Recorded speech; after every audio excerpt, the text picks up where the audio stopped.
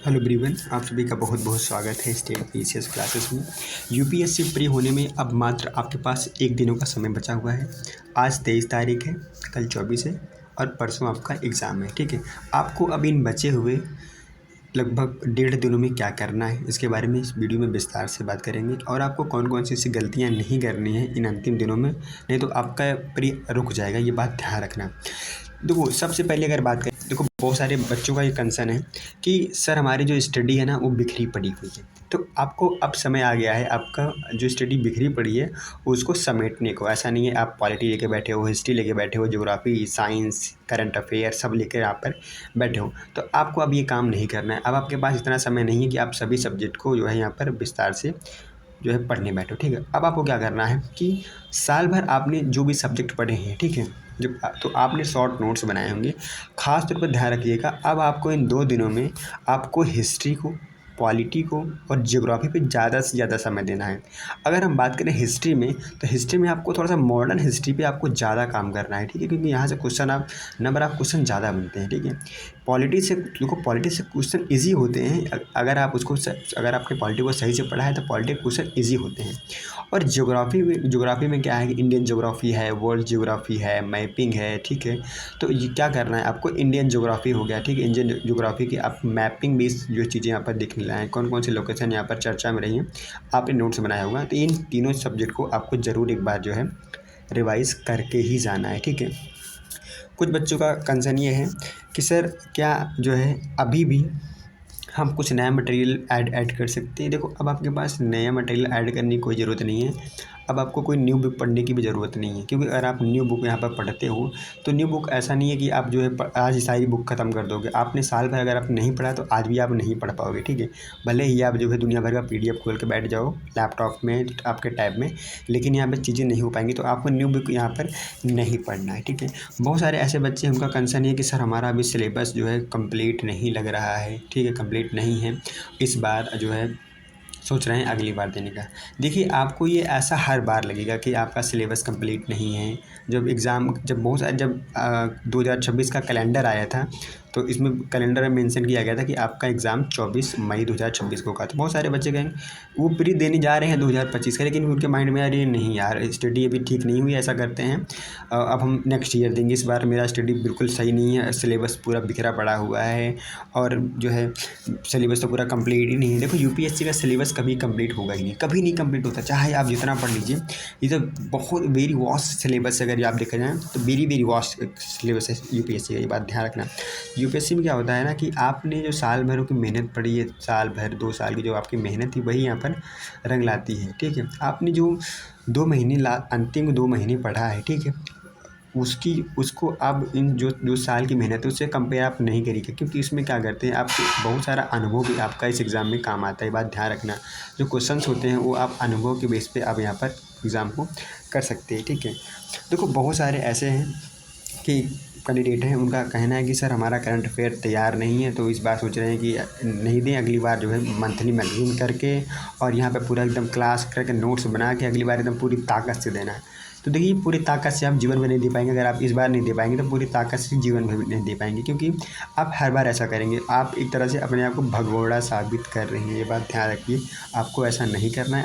आपने जो भी चीज़ें पढ़ी है अभी तक आपने पढ़ लिया है। अगर आप सीरियस कैंडिडेट थे तो आपने चीज़ों यहाँ पर कर ली है। अगर आपने नहीं किया तो इसका मतलब है कि आप जो है यूपीएससी के लिए बने नहीं हो और उसके लिए क्या आप डेडिकेटेड नहीं हो। जब तक आप डेडिकेटेड नहीं होगी, चीज़ें यहाँ पर बेहतर नहीं होने वाली है। ठीक है, बहुत सारे बच्चे हैं कि उनका कहना है कि सर इस बार अब एग्ज़ाम नहीं देने जा रहे हैं, क्योंकि फॉर्म तो ऐसे भर दिया था जो है मज़े मज़े में, अगली बार लेकिन हम जो है एग्ज़ाम बढ़िया से देंगे।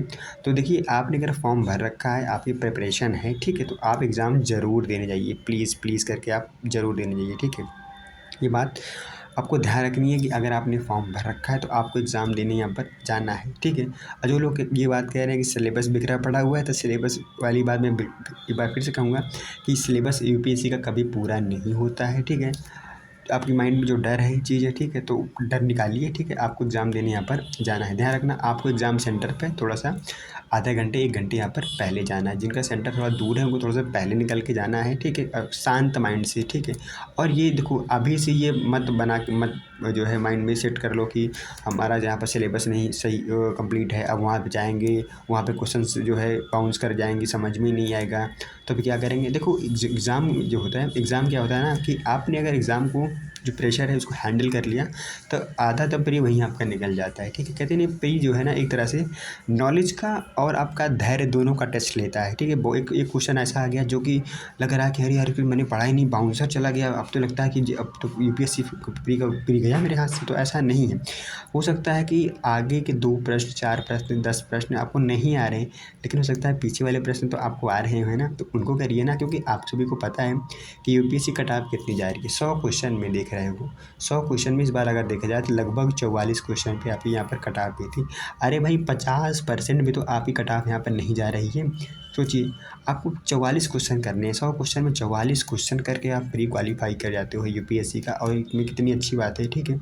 तो आपको जो नंबर आप क्वेश्चंस कितने अटेम्प्ट करेंगे ये मैं बात नहीं बताऊंगा, क्योंकि ये डिपेंड करेगा, सिचुएशन डिपेंड करेगी कि आपका एग्ज़ाम जो है आपका क्वेश्चन पेपर कैसा आया। अगर पेपर ईजी रहेगा तो आप ज़्यादा क्वेश्चन करके आओगे, अगर आपका पेपर कठिन रहेगा तो जाहिर सी बात आप पेपर यहाँ पर कम करके आओगे, ठीक है। तो अभी से ये मत बना के रखना कि हमें जो है 100 क्वेश्चन में 70 क्वेश्चन करना है, ठीक है, 80 क्वेश्चन करना है। बहुत सारे मैंने वीडियोज़ देखे यूट्यूब पर बता रहे हैं कि किसी को कि आपको 60 क्वेश्चन करना है, 70 क्वेश्चन करना है, 80 क्वेश्चन करना है। तो प्लीज़ अभी आप ये धारणा बना के मत जाइए कि हमें जो है यहाँ पे 70 क्वेश्चन 80 क्वेश्चन 90 क्वेश्चन करने हैं। आप वहाँ पे जाकर डिसीजन ले लीजिएगा। जब क्वेश्चन इजी रहेंगे तो आप जो है 80 कर दीजिएगा, 92 कर दीजिएगा, 100 भी कर दीजिएगा, ठीक है। लेकिन जब कठिन रहेंगे तो आप क्या करेंगे, 40 करके आएंगे, तो ऐसा भी तो नहीं है। लेकिन आपको ये चीज़ें यहाँ पर सोचनी पड़ेगी कि हमें कितना क्वेश्चन वहाँ पर करना है, क्वेश्चन का लेवल क्या है। देखो परीक्षा बात करें यूपीएससी का, यूपीएससी में 3 तरह के क्वेश्चन होते हैं। अगर पहला बात करें तो यहाँ पर सिंपल क्वेश्चन होते हैं, ठीक है, यहाँ पर सिंपल क्वेश्चन होते हैं। यहाँ पर दूसरा बात करें यहाँ पे मॉडरेट होते हैं, ठीक है। और तीसरी बात करें सी में बात करें तीसरा, तो यहाँ पे क्या होते हैं कि यहाँ हार्ड क्वेश्चन होते हैं, ठीक है। तो आपको सिंपल पहले क्वेश्चन कर लेने हैं, उसके बाद मॉडरेट कर लेने हैं, ठीक है। लेकिन जो हार्ड क्वेश्चन हैं अगर आप ये भी कर पा रहे हो, ठीक है, तो अगर इनकी संख्या लगभग 10 है, ठीक है, इसमें से 2-3 भी कर लेते हो तब भी आप जो यहाँ पर प्लस में रहोगे, ठीक है। लेकिन ध्यान रखना सिंपल क्वेश्चन सिली मिस्टेक से आप गलत नहीं करना। आपको यहाँ पर नहीं है, सभी है, ये सारी जो अंडरलाइन होती है लास्ट की लाइन उसको ज़रूर पढ़ना है, क्योंकि वहाँ से जब ब्लंडर हो जाती है, ठीक है।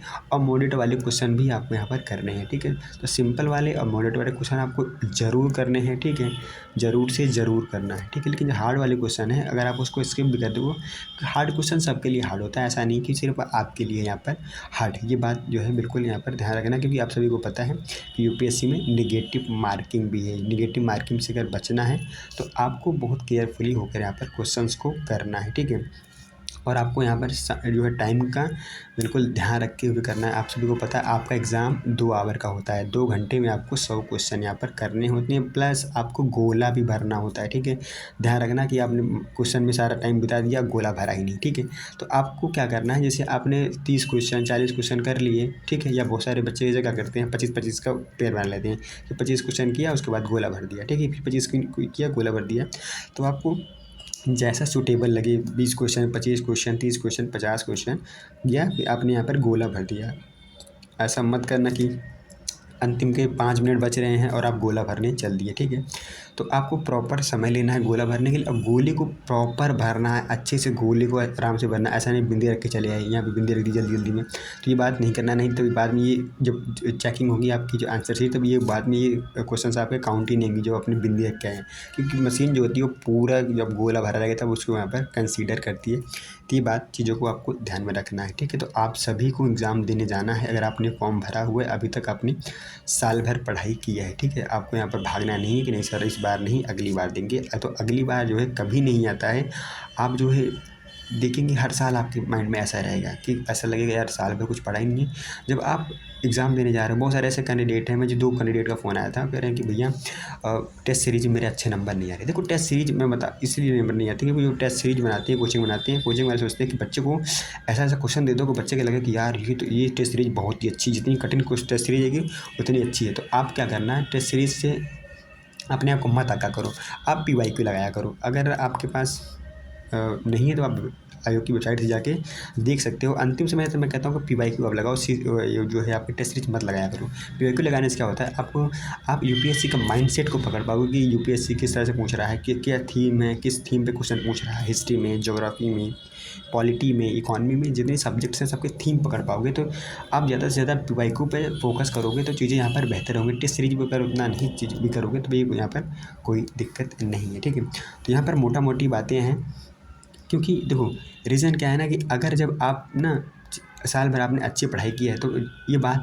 ये श्योर है कि आपका रिजल्ट यहाँ पर पॉजिटिव ही आएगा, ठीक है। अगर आपने नहीं पढ़ाई किया है, ऐसे हवाबाजी करके जीवन बिताए हैं साल भर, तो जाहिर सी बात है कि आपका यहाँ पर प्री नहीं होने वाला है, ठीक है। ये बात ध्यान रखिए।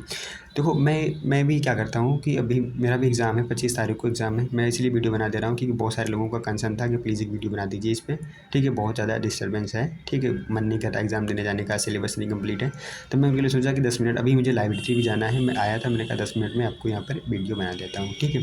देखो मैं भी क्या करता हूँ, अभी मैं क्या कर रहा हूँ इस समय जो है बचे हुए आज और मेरे पास कल है, तो अभी मैं क्या कर रहा हूँ कि मॉडर्न हिस्ट्री की कुछ इंपॉर्टेंट सेगमेंट है उसको यहाँ पर रिवीजन कर रहा हूँ।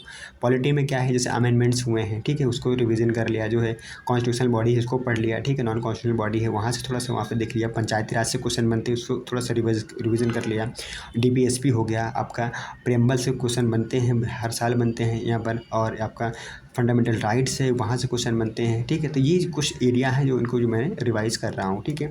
और ज्योग्राफी में क्या है कि आप ने जो नोट्स बनाए, तो देखो मैं नोट्स बनाया हूँ ज्योग्राफी का, तो मेरे पास नोट्स है लगभग 30 पेजों का नोट्स है, जिसमें हमने वर्ल्ड ज्योग्राफी और यहाँ पर इंडियन ज्योग्राफी को भी शॉर्ट में लिखा है। तो 30 जो पेजेस के नोट्स होते हैं उसको आराम से हम 2 घंटे 3 घंटे में उसको आराम से एक बार देख सकते हैं, क्योंकि हमने 2-3 बार उसको पढ़ रखा है, तो वो आराम से जो है उसको हम कर लेते हैं। तो आपने भी अगर नोट्स बनाए हैं, ठीक है, अगर चाहिए आपको नोट्स तो मुझे मैसेज कर दीजिएगा, मैं आपको ज्योग्राफी के नोट्स भेज दूंगा। 30 पेज की है, बहुत ही अच्छी है। उसको अगर पढ़ लोगे तो, क्योंकि पिछले वर्ष जो है मैं दिया था जो प्री एग्ज़ाम 2024 का, तो उसमें ज्योग्राफी के मेरे अच्छे खासा क्वेश्चन सही थे, क्योंकि वहीं से क्वेश्चन आए थे। क्योंकि जो आपने मैपिंग पढ़ा होता है ना, जो मैपिंग है अपना स्टैटिक है, ज्योग्राफी का पढ़ा होता है, तो क्वेश्चन वहीं से बनते हैं। तो लगभग मेरे 88 जो है 0.55 मार्क्स मुझे मिले थे GS में से, कि मेरा CSET नहीं हो पाया था, क्योंकि CSET को मैं थोड़ा सा हल्के में ले लिया था, लाइटली जो है इस बार। लेकिन मैं CSET पे अच्छा वर्क कर रहा हूँ, और गॉड की कृपा होगी तो रिजल्ट यहाँ पर पॉजिटिव देखने को मिलेगा। तो आपको अंतिम दिनों में अगर आपका CSET वीक है तो आपको जो है कॉम्प्रहेंसन कर लेना है। कॉम्प्रहेंसन पे मैं वीडियो बनाया हूँ, और जो है उस पर ट्रिक बताया हूँ कि आपको कॉम्प्रहेंसन कैसे यहाँ पर करना है, ठीक है। क्योंकि मैंने रीजनिंग और मैथ को थोड़ा सा जो है उस पर ध्यान नहीं दिया था, तो इसलिए चीज़ यहाँ पर गड़बड़ हो गई थी। मेरा कॉम्प्रहेंसन लेकिन अच्छा है, मैं कॉम्प्रहेंसन पर एक वीडियो बनाऊँगा, आपको जो है उसको देखिएगा, आपको उससे बहुत ज़्यादा बेनिफिट यहाँ पर होने वाला है, ठीक है। तो अब लोग मुझे कमेंट करके ज़रूर बताइएगा कि आपका एग्ज़ाम सेंटर कहाँ है, ठीक है। मेरा एग्ज़ाम सेंटर प्रयागराज पड़ा हुआ है, तो मैं प्रयागराज आया हूँ। तो अब मेरा अभी फ़िलहाल यहीं हूँ, दोस्त के यहाँ हूँ, ठीक है।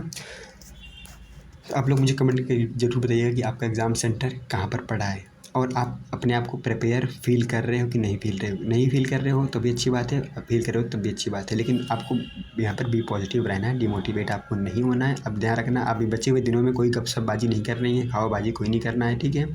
आपको शांत माइंड से रहना है, एग्ज़ाम दे के आना है, उसके बाद फिर जो है बात करते हैं, ठीक है। तब तक के लिए धन्यवाद, बहुत बहुत धन्यवाद आप सभी का वीडियो देखने के लिए। चैनल को लाइक शेयर सब्सक्राइब जरूर करें। Thank you so much.